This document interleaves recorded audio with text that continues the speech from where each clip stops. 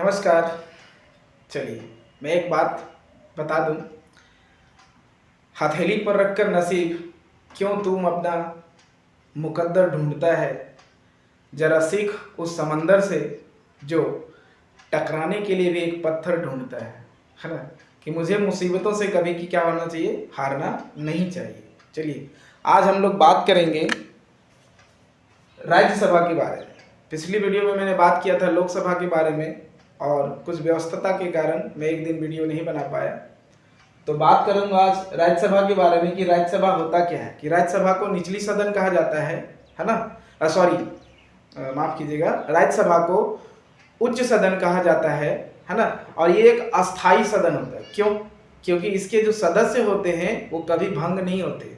इसके सदस्य के कार्यकाल 6 वर्ष होता है, पर हर 2 साल के बाद इसके सदस्य जो होते हैं वो 1/3 सदस्य जो होते हैं वो क्या होता है, सेवानिवृत्त हो जाते हैं। सपोज अगर राज्यसभा में कुल 18 सदस्य हैं तो 2 साल के बाद क्या होंगे, जिसका कार्यकाल 6 वर्ष पूरा हो जाता है वो उसका 1/3 मतलब 1/3 कितना हो गया, 18 का 1/3 मतलब क्या हो गया, 6 लोग। तो 6 लोग क्या होंगे, हर 2 साल के बाद क्या होंगे, अपने सेवा से निवृत्त हो जाएंगे और फिर अगला उसके जगह पे सदस्य आएंगे और ये कभी भंग नहीं होता है। इसलिए राज्यसभा को अस्थाई सदन कहा जाता है। ये क्लियर हो गया होगा कि अस्थाई सदन क्यों कहते हैं। इसकी संरचना के बारे में बात करेंगे कि इसमें टोटल 250 सदस्य होते हैं, जिसमें 238 आपका जो है वो केंद्र शासित प्रदेशों एवं राज्यों से चुनकर आते हैं। 12 सदस्य को राष्ट्रपति क्या करते हैं, मनोनीत करते हैं। ठीक है, अधिकतम 250 हो सकते हैं, बट अभी जो है वर्तमान में क्या है, अभी 245 होते हैं, है ना, लगभग 245 मान सकते हैं। और इसमें 12 सदस्य को राष्ट्रपति द्वारा मनोनीत किया जाता है। मनोनीत मतलब राष्ट्रपति खुद चुनते हैं। और वो किस क्षेत्र से चुनते हैं, कला से, साहित्य से, विज्ञान से, समाज सेवी से, इन सभी क्षेत्रों से जो कुछ लोग होते हैं उनको चुना जाता है। इसकी योग्यता के बारे में बात करेंगे कि राज्यसभा की योग्यता क्या होती है, राज्यसभा के सदस्य बनने के लिए योग्यता क्या होनी चाहिए। तो कार्यकाल जो होता है वो तो आपका 6 वर्ष का होता है कि 6 साल से ज्यादा तक वो नहीं रह सकते। ठीक है, और हर 2 वर्ष के बाद 1/3 सदस्य जो होते हैं वे सेवा निवृत्त होते हैं।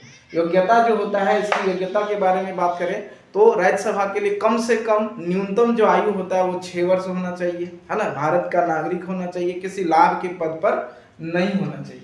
वही व्यक्ति क्या हो सकता है, लोक राज्यसभा के सदस्य बन सकते हैं। अब इसके कुछ कार्य के बारे में बात करें कि राज्यों के हितों का ध्यान रखती है। सबसे पहला काम तो ये भी कानून बनाती है। सिर्फ धन विधेयक ही ऐसा कानून होता है जिसको राज्य लोकसभा बनाती है और उसे राज्यसभा के पास अगर भेजती है तो राज्यसभा क्या करती है, उसको विश्लेषण करती है, देखती है, सोचती है, समझती है और उसमें वो सुझाव दे सकती है। उसको बदल नहीं सकती, मना नहीं कर सकती। या 14 दिन के भीतर 14 डेज तक वो अपने पास रख सकते हैं। 14 डेज के भीतर उसे क्या होता है, सुझाव देना जरूरी होता है। अगर वो ऐसा नहीं करती है तो लोकसभा के द्वारा ऐसा मान लिया जाता है कि राज्यसभा उसमें का कोई उसमें हस्तक्षेप नहीं है और राज्यसभा 14 दिन से अधिक को उसे रख भी नहीं सकती।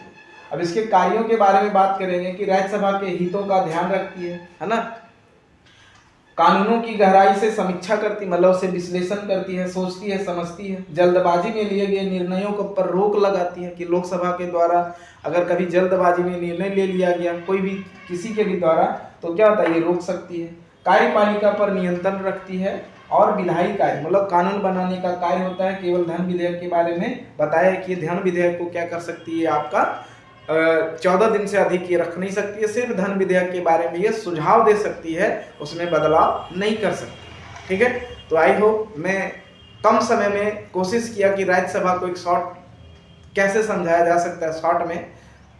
ठीक है, तो नेक्स्ट वीडियो में हम लोग बात करेंगे इसका अगला टॉपिक के बारे में, है ना। तब तक धन्यवाद, थैंक यू।